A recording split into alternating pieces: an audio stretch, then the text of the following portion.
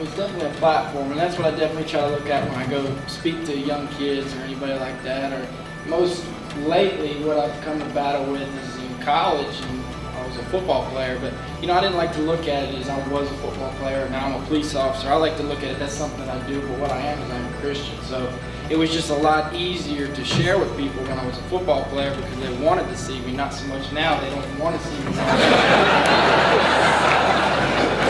So a lot of times, a lot of the situations where I become in contact with individuals, they don't want to see me, but sometimes that's the best opportunity to say something. The law says maybe I can't say things to them or tell them things, but it is something that if they start talking about it, or if I'm sitting up in the front seat and they're in the back seat, and nothing to say, I can't turn the radio on Christian music, you know, so it's little things, and if you really get to know certain people, and I've really looked at it as a challenge. It's easy to go stand in front of a bunch of Christians and say, hey, I'm a Christian, go Lord, but you get around people that maybe aren't Christians, they don't want to talk about that. But sometimes when they do get in that vulnerable state where they're willing to listen, you know, you never know what can happen. You let go and you let God, and that's the thing that, you know, you challenge, that we were challenged with athletes coming up through. It's not something that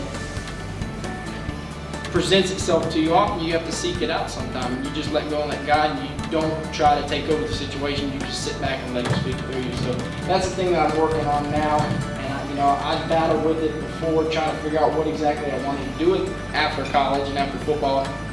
5'10", 185 pounds doesn't exactly run up and down the NFL field, and I knew that all along, so I knew I would lean on something eventually.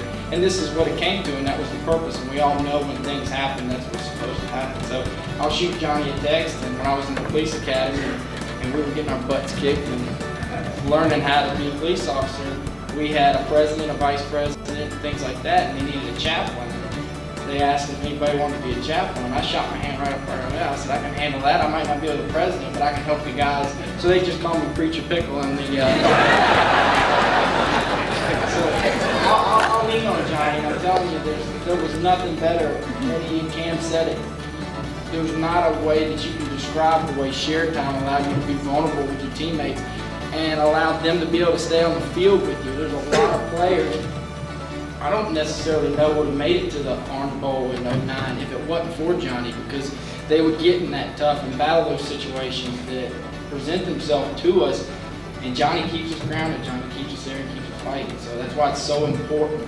And if you don't know anything about the chaplain program here, it's more than it's the 12th man on the field. It's what we need right now and what we'll need forever. So.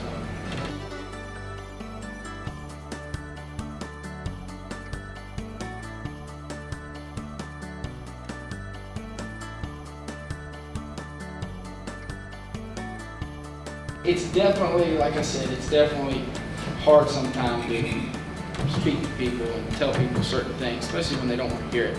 But the most thing when they don't want to hear it, they might see how you react towards people. You don't have to say anything. A lot of times you don't. I treat it like, Cam was talking about the Bible, I treat it like my cell phone. And I know Johnny told me this, I don't know when he did or what it was in reference to, but I like to look at the Bible as, that's my weapon when I go out in the world. Some call it the scepter. I like to call it in reference to a cell phone. Every one of us has a cell phone in our pocket. We're going to go out here, we'll check our messages. We obsess about it. We want the best one. We want all the things like that. I like to look at it. If we just treated our Bibles like our cell phones, check it every day. Heck, we buy it for people for holidays. We're giving, you got 6-year-olds wanting cell phones now. If we treated the Bible like a cell phone, I can't imagine the flood of impact that would come on this world. We're receiving messages from it every day. We're sending messages back out. If we would just treat our cell phone like a Bible, I don't know if we would necessarily have to worry about anything anymore. And that would be the impact. That's something that he shared with me when I go speak with young kids. I try to share with them with that.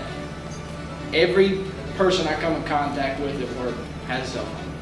Every person I come in contact with, if they had a Bible, it'd be great if I could check into evidence of Bible and testify before the judge that he had a Bible on it. That's what I'll pray for today when I get to do that. Thank you, Dustin.